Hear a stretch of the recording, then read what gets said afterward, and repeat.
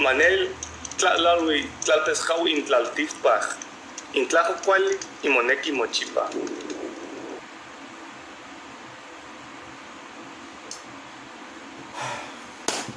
Okay, what did we just listen to?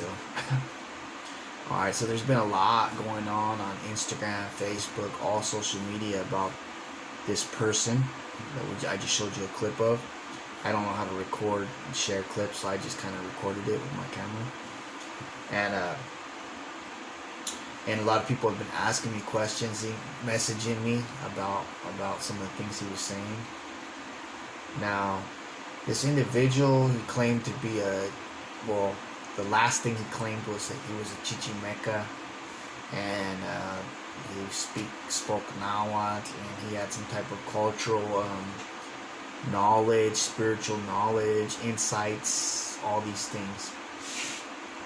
And he basically infiltrated the Chicano indigenous community for a while, and then he went a step further, and he infiltrated the Sureño, Cholo gangster communities from Los Angeles and San Diego down south. And no disrespect to them, but fuck, excuse my language. But he blasted so he had like a plethora of tribal tattoos and gang tattoos from Southern California, just like mixed all together. And he was given a platform basically by a group, Prayers, out of San Diego, and I like their music. They're pretty cool. They're like a goth punk Chicano group, Cholo Chicano group, and they made a couple videos, and he was in them. And with this, he blew up, and he was sharing some so-called knowledge, and people were just grabbing it up, especially within the Chicano community here. They were like, oh wow, they were loving it. Indigenous people were like, oh, this shows how we're all connected, and this and that. And then come to find out, he was just a Anglo-American, Caucasian, white boy from Florida, and everything he said was about his identity was a lie. There's lots of videos of him surfacing now where he was claiming Lakota. Yeah, so all the Lakota brothers, yeah, you're in this shit with us. He was claiming Lakota, then he started claiming Comanche. So all you Comanche brothers, yep. So we're all in it together on this one. And then his latest one was Chichimeca, and he was speaking Nahuatl. And but I have to tell you, as a student of Nahuatl for many years, as a teacher, his Nahuatl was gibberish, and the things he was saying were just gibberish. And I'm gonna give you one example only. You heard his intro where he gave his name, this big old, and his accent is just totally wrong for Nahuatl. If you listen to it, you can tell that he's been around like Lakota people, and he's taking their accent and trying to apply it to Nahuatl, and I guess it kind of makes it more indigenous, authentic in his eyes, and he's doing the Hollywood Indian voice thing.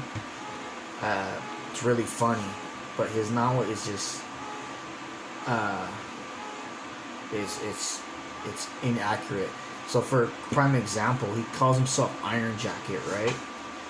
Which was a famous war chief here in the U.S. And on his Instagram and other places, he refers to his name as Teposwipilsi, right? And he spells it, and he has his own orthography even on how to write Teposwipilsi. And this is basically supposed to be a translation of Iron Jacket, right? But it's just grammatically incorrect. For one, tepos, this embed comes from the word tepusli, right? Tepusli means metal in general, any type of metal. And it does not mean iron, because we did not have iron. We had other metals, gold, silver, alloy, things like that. But certain type of metals, but not iron.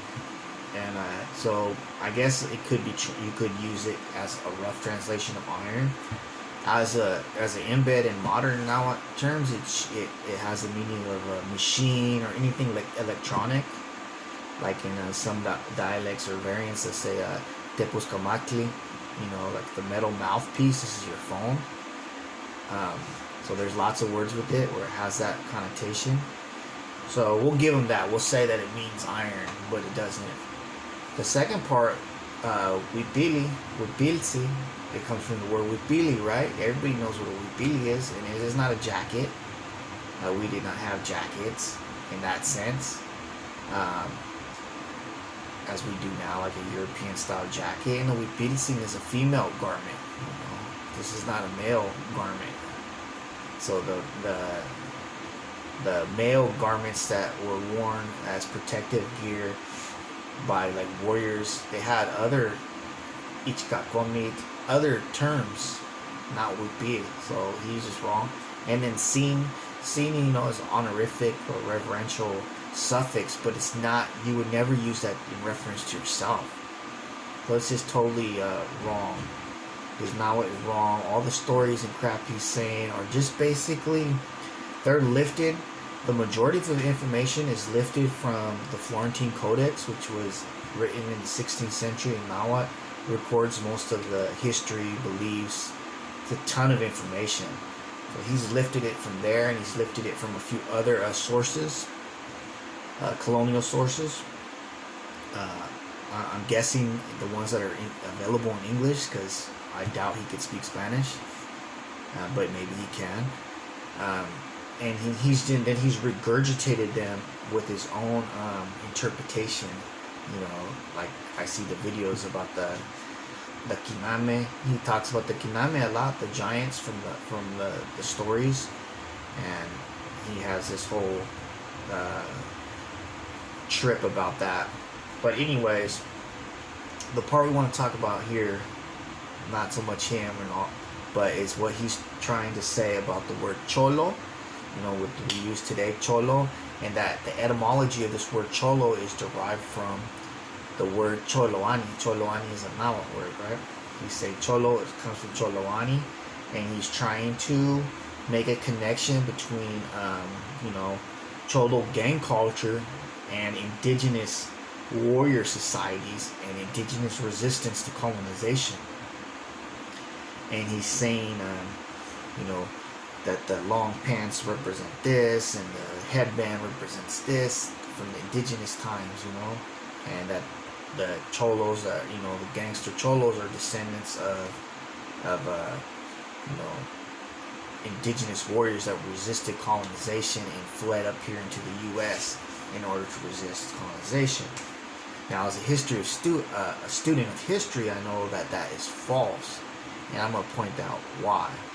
Now, where did he get this story? Where did he get this information?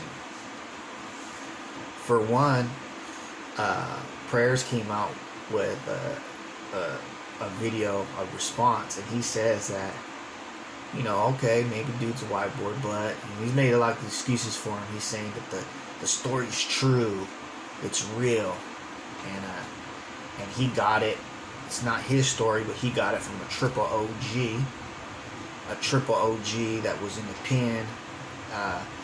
He got deported. He's in Mexico. He was a big homie, basically clicked up. I'm guessing that means in a prison gang. And this is his information about Cholo culture originating from these war societies, the Mexica and other people. And he was the first person to speak Nahuatl in prison. So yeah, Nahuatl in prison is a thing. And the gangs try to use it, but we'll talk about that another time. But so it's all from the triple OG, but he's anonymous, so we don't know who he is. So there's a big problem with this, because he's the first one that actually is coming out with this idea that the word comes from Choloani. We have to look at the source of the information, and then we have to do some analysis or etymology, of the word.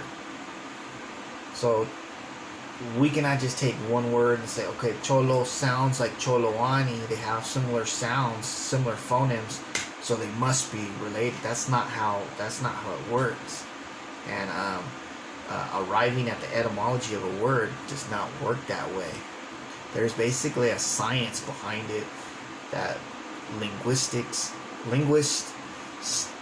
studied and basically mastered over years. I'm going to explain the basics of it because it's a little complicated. But first, let's go to the source, because whenever we're looking at a word and we want to know the etymology, we have to look at the source. Where is this information coming from?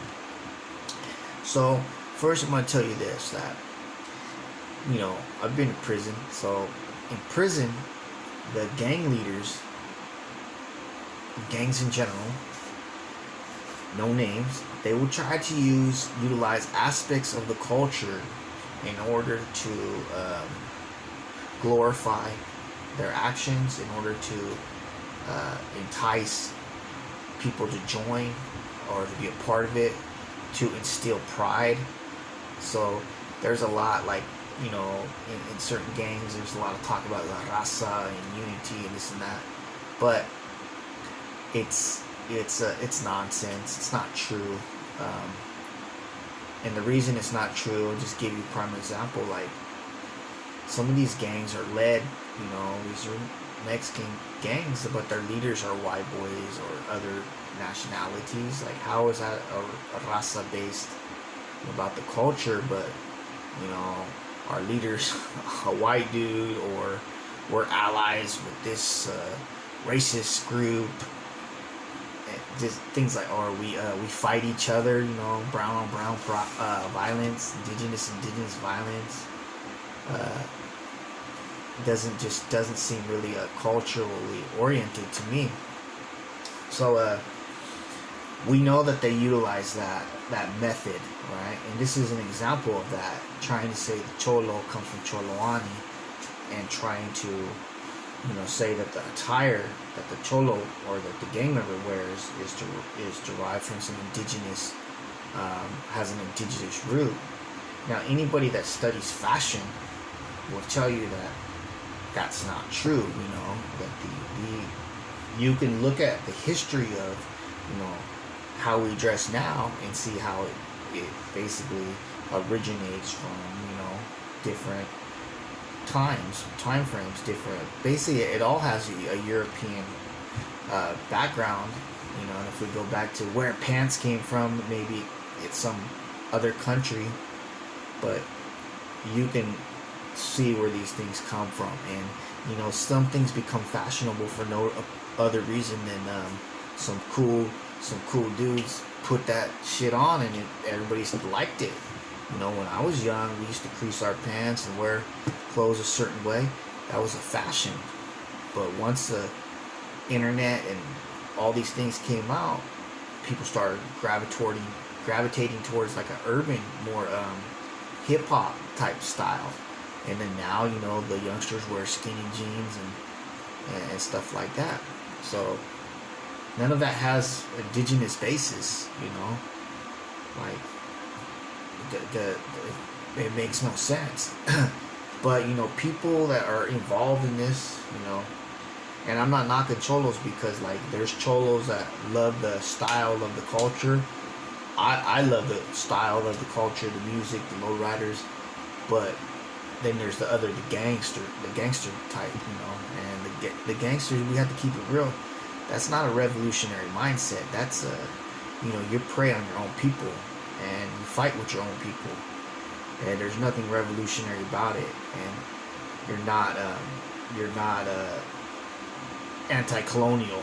In fact, you're a part of the colonial problem through your actions. And I speak from my own experience as a person that was involved in that lifestyle too. I was doing the same thing, and I was a traitor to my people. I'm not gonna lie. At least I can say that I was misled, brainwashed.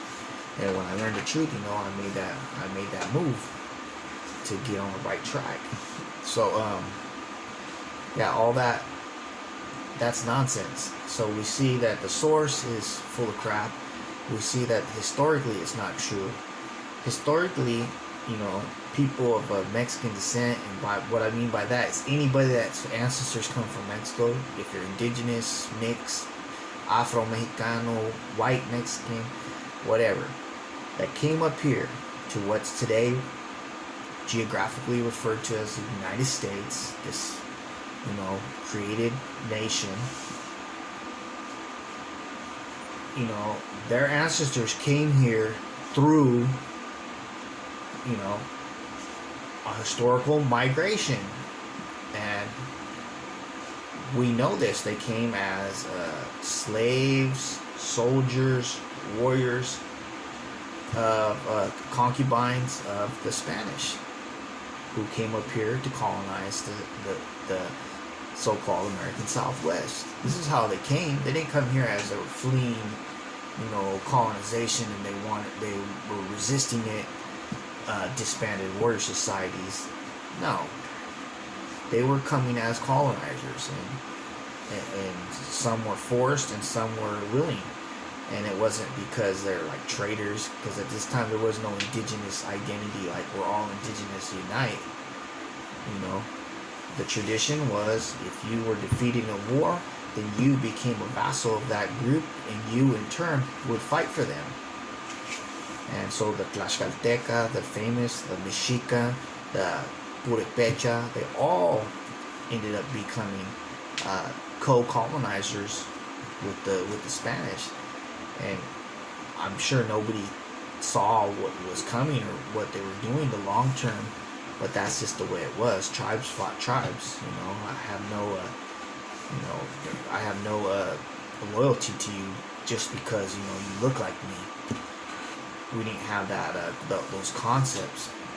So that's how the people originated up here, and then there was a lot of admixture with local indigenous people. Sometimes willingly, sometimes by force. But anyway, so let's go to the root of this word Choloani. Choloani.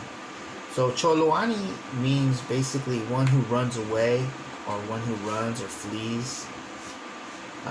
And it's derived from the verb choloa. Choloa means to run or to flee. It could also mean like to jump. Choloa. And the last part, ni, that's a word that means that the person doing the action continuously does this. This is like it's the way that we create what are called agentive nouns.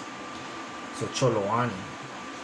So to say that this word cholo comes from Choloani, then that would mean that the word Choloani has lost not only the suffix, the agentive noun suffix ni, but the final vowel e. And this is very rare that this type of the words change in this type of way, because through a study of the language you can see how words change gradually. Like we can take all the words in Mexican Spanish that have Nahuatl origin and see how they change. You can see where sounds change. You see how words are dropped. Through studying this and studying hundreds and thousands of words, they basically come up with the algorithms of how words change. This is how we arrive at etymologies of words. This is how, for example, if I want to know the word, what does the word teo mean, right? The stem of that is teo, right? That's the part of the word in Nahuatl that carries the meaning. What does it mean? It has multiple meanings. Something divine, sacred, awesome, powerful, scary. There's lots of meanings depending on the context. But if we study every single word that has that stem, that root involved in its structure, we can come to a conclusion that the basic meaning of this word, of the stem of that word, means this, right? That's how we arrive at the origin of the word.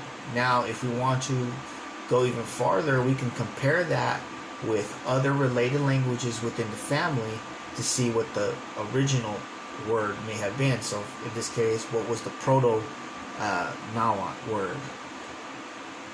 By comparison, how this words with similar connotations are in like the Wirikuta language, Bora, all the related Uto-Aztecan languages.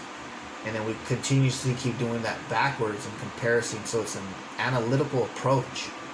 And by doing that, you come to a conclusion, okay, this word means this. The root word means this. Same way when we have any word that we're using today, we can do that and say, okay, this word comes from this. So, for example, I say wilderness, right? We all know what wilderness is. Well, we see that in there is the root word wild. So it has a cultural connotation. Before Europeans, the wilderness was a wild place. So we have to do that with the word Choloani. So we have two words. Cholo supposedly comes from Choloani. But the problem here is with Choloani is this type of construction of this type of noun, agentive noun, based upon a verb, is very common in Nahuatl. And we don't have other instances of the word becoming, dropping all these phonemes and becoming, just a short word like that. I have never run across another word like that. So it cannot be based upon Choloani. Cholo cannot be derived from Choloani, from an analytical approach. But then I was thinking, well, what if it's a preterite agentive, meaning a past tense agentive verb, which we have in Nahuatl. For example, if I say Tlatoani is a speaker, right? Tlatoani is like a leader. They call him a speaker. But it literally means speaker, one who speaks. Tlatoa, and ni, one who does it. Tlatoani. There's another way to form this, though, same word with a similar meaning. Tlato. Tlato is one who speaks, and it is formed on the past tense. So in this case, we take Tlatoa, and we drop the A, which gives us a Tlato, and we add a H or a glottal stop. So it kind of gives you that little cut off there at the end. Tlato. Tlato means a speaker. Well, could we do that with Choloa? So, and say Cholo. We could possibly do that. So it could mean one who flees.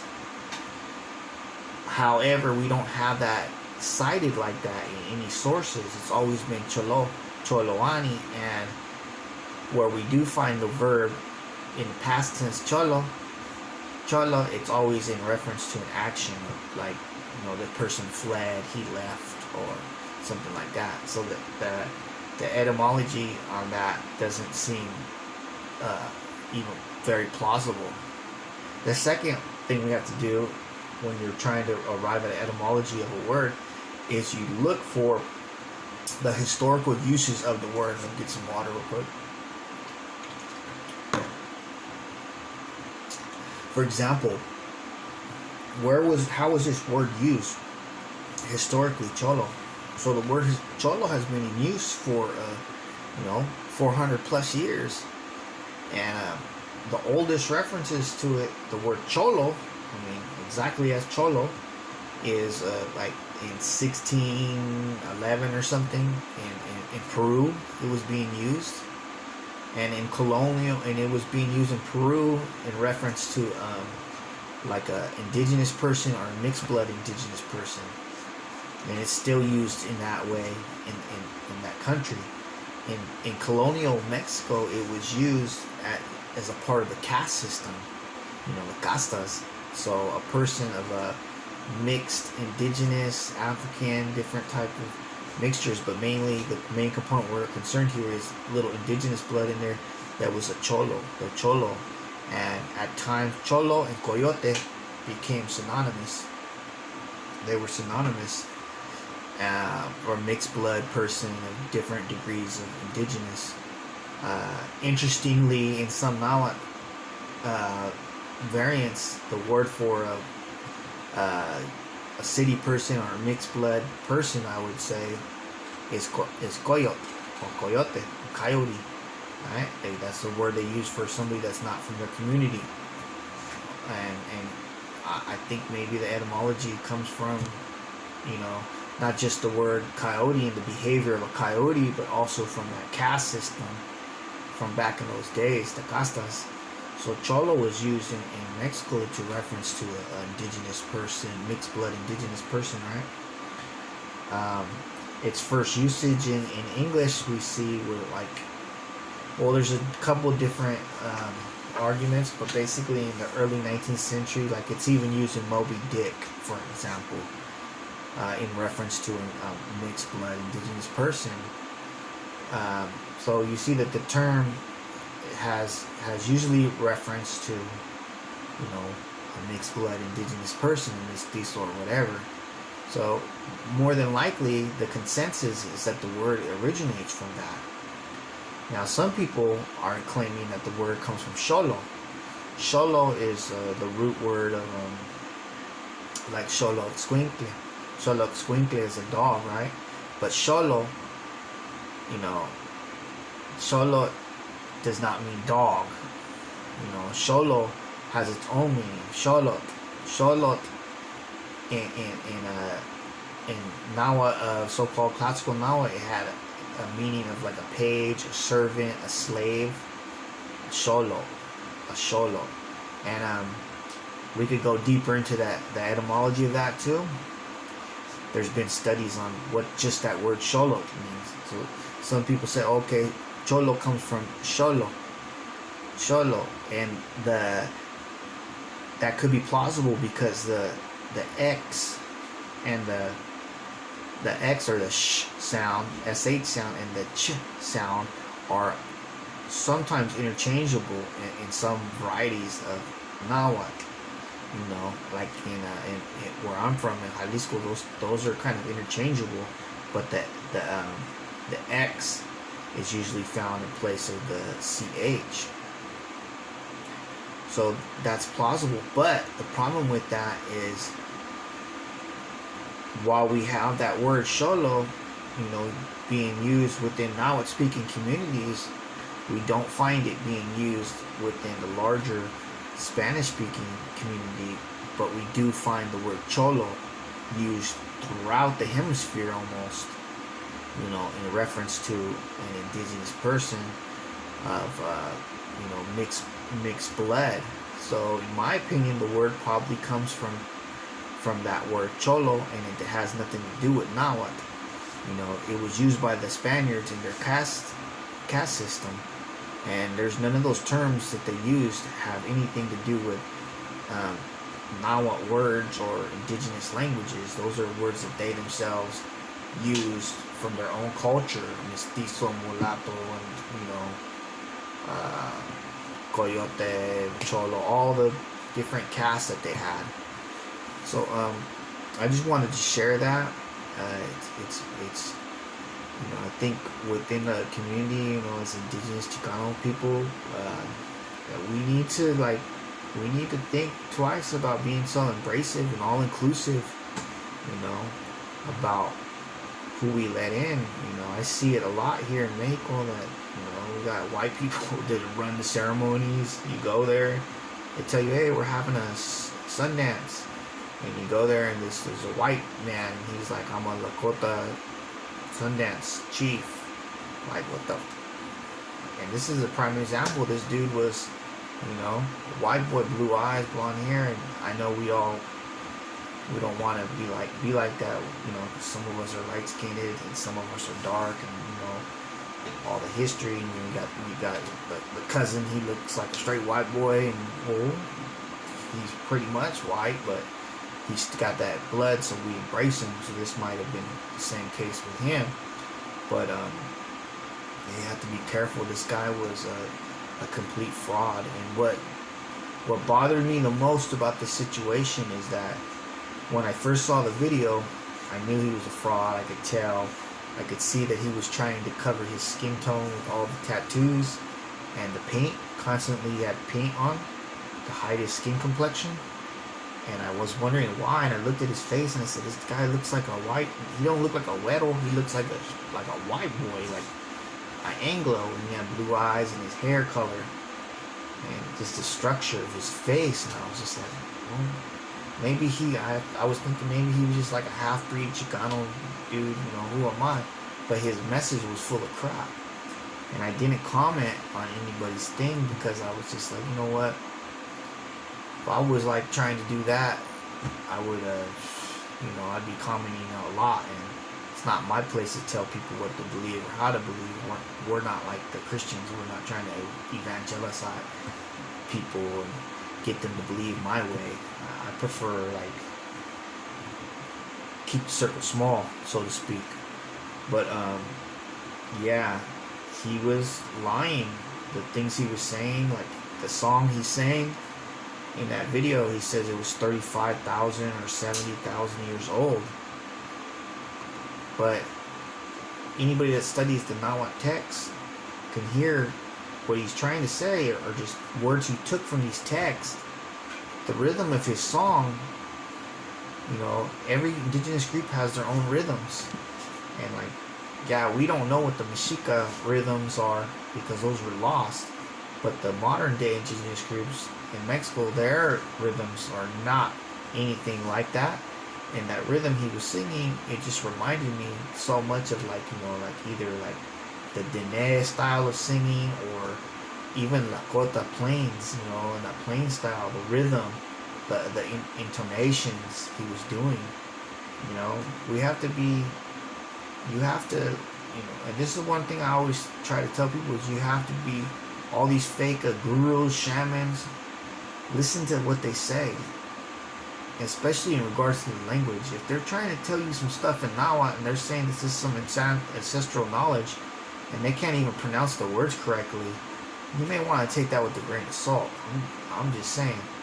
And you know, the thing that bothered me the most, though, and this bothers me a lot within the indigenous revitalization movement within the U.S. and Mexico, is that people don't want to authenticate what they're hearing or learning from the actual indigenous groups that have preserved some of their culture or all of their culture.